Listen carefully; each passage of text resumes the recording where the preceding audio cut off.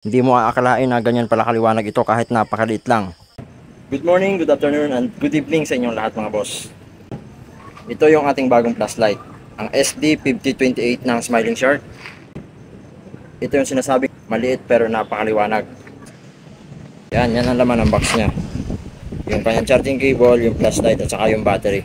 Yun mga boss, so bali bubuksan ko lang ito para mailagay ko na yung battery at nang ma-testing natin kung gaano ito kaliwanag. 16340 nga pala ang size ng battery nito mga boss, tapos 500 mAh ang capacity. Ibalik natin hanggang sa umigpit.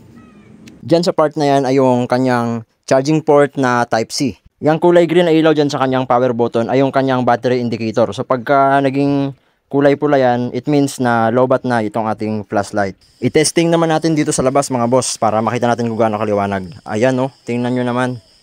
Hindi mo aakalain na ganyan pala kaliwanag ito kahit napakaliit lang. Ang lakas. Ang maganda dito may zoom in and zoom out pa yan.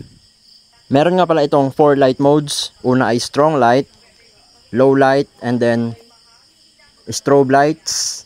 Long press sa power button para sa SOS light. Napakaliwanag talaga ng flashlight na ito kahit maliit. Tingnan nyo naman yung guyabano, oh, parang pwede nang kunin yan. Oh. Sa sobrang liwanag nga ng flashlight na ito, kahit maliit na gagamba ay kitang kita. Ayan, oh, tingnan nyo naman. Kung gusto mo nito ay i-click mo na yung link dyan sa description ng ating video. Mag-iiwan na rin ako ng link dyan sa ating comment section para mas madali mong mapuntahan. So yun lang, thank you so much for watching. See you in my next video. Bye bye!